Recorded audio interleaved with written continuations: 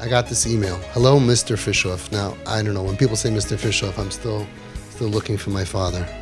I'm just Avi. If you don't mind, I'd like to share my story with you. As a young kid, I was very good, always doing what I needed to do. I was quiet and to myself and very shy. I grew up religious and my home had a good hashkafa. However, as so many stories go, I slowly but surely started getting into not Jewish music. Then I started cursing. I started getting involved with girls and other bad things. Many times I just hid from everyone, wanting to run away from reality, and religion started losing its meaning. The only reason I liked Gemara was because of my intellect. For some reason, the Torah always fascinated me. Maybe it's chus avis. But that was not my goal. I was not interested in Yiddishkeit. I was wishing and thinking to be a goy. I would constantly think to myself, I'm so unlucky that I was born a Jew. I wish I was not Jewish. Goyim have the best life. My dream was that of fame, wealth, and girls. Does that ring a bell? I want to be a millionaire. Money, I'm going to make it rich, fame, wealth, and girls. My friends who I associated with ended up, unfortunately, going completely off the derech. And I wondered to myself, as much as I wanted that, why couldn't I do that?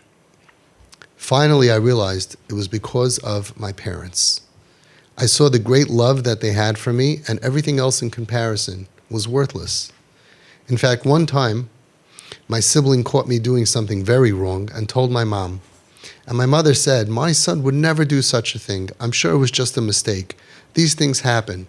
It was probably out of curiosity. My parents gave me so much respect that I didn't have to go to the outside world. And eventually I ended up realizing the value of the Torah. And I joined the train of Hashem, while unfortunately my friends did not. Although it took time for me, he went through a journey, this guy. And his parents had to be very tolerant and respectful of him, even when he was not what he should be. Although it took time for me to finally wake up, it was a gradual process, and of course it took a lot of work on my end. But if not for my parents, I would have never left my big dreams of fame, wealth, and girls. In fact, it came to a point in my life that I never thought possible.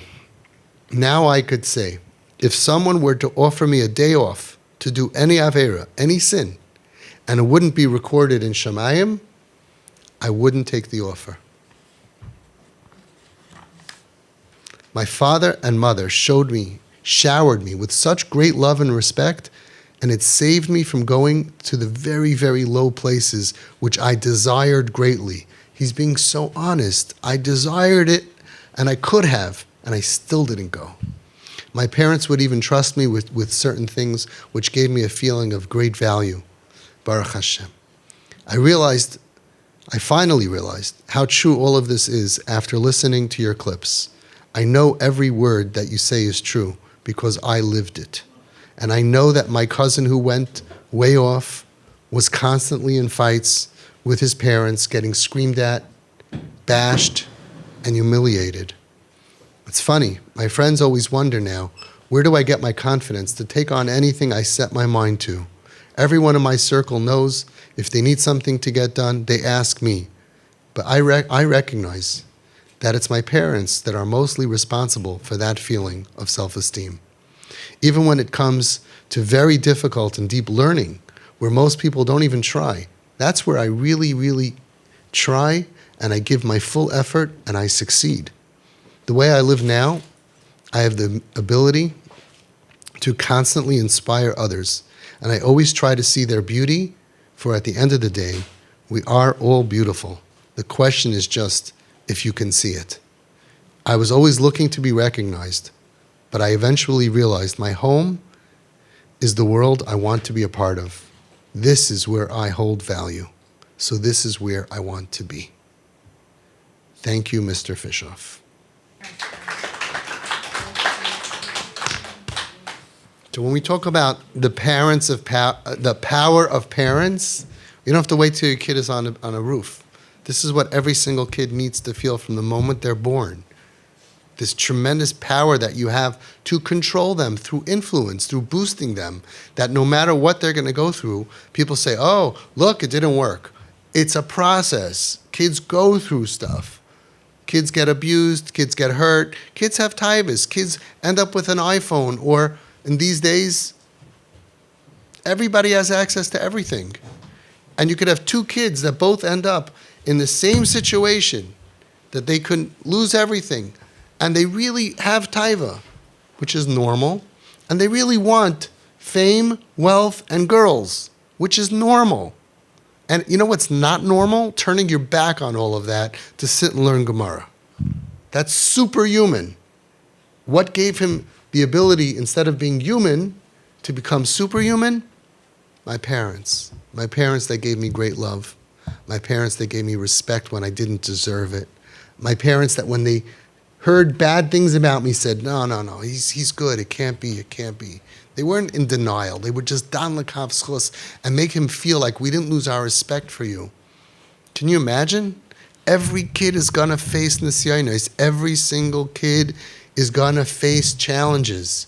And I dare say, many of our kids, the challenges are going to be so big that they have the opportunity of letting go and just dropping everything. So easy these days. 40 years ago, it took like enormous strength. Now, not so much.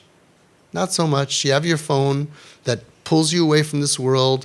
You have your Bluetooth earphones, headphones. If you don't appreciate Shabbos and you're in pain, or your father's always bothering you and your mother's nagging you and you don't like being outside. So married men, what do you do during the week? Mariv. Right? Or you seek asylum in the bathroom. That's why men are always in the bathroom. But what does a teenage do? What is he supposed to do on Shabbos? He's supposed to go ahead and feel all this so boring and so much tension, right? It's not beautiful to them, to some of them, nebuch. So you put on this thing and you watch a movie. I don't know if I wouldn't do that. If I was in pain and I didn't have top of my shear with a great chevra and a lot of fun and a happy family, I don't know that I wouldn't. The escape is right. It's right there. So the parents, we pull away, we break it, great. So the next day they get another one. We can't fight anymore and win. It's like a joke. People used to think, you take one away, they won't get another cell phone. They didn't know. But now we know. $50, $40, $30, 5x7 tablet at any drugstore, unlimited Wi-Fi. You go to it's like the world just wants to make it so easy for children to have access to the worst things in the world. Can't fight it. This is the only way. You're their best friend, you smile, you love them, you like them.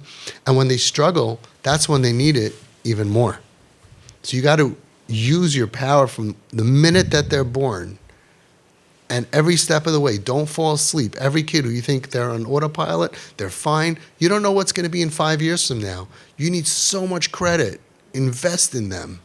You could do normal things with normal kids. Respect, fun, great stuff that builds them and builds them and builds them so they don't need to be feeling all alone and embarrassed and ashamed. You have so much power.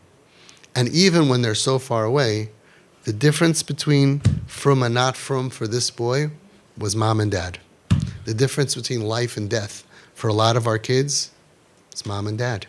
And that's what the world doesn't understand. They're busy being merachik them with consequences and boundaries and in my house, in my house, in my house. Once you say, in my house, you know what the kid thinks? Oh, so it's not my house. I see. Even a guy doesn't treat his parents that way. In a restaurant, you don't go around dressed like that. All they're thinking now is, I can't wait till I can get the hell out of here. And you lost. You lost. Even if you win that battle, you lost the war. Once you're in a war with your kid, once you're fighting, once you're stronger. You think you're stronger. But once you use that strength, you lost. You lost. Once you have to use that strength, fighting strength is not parenting at all. So make sure that we learn from this letter the power of parents on every level for every kid.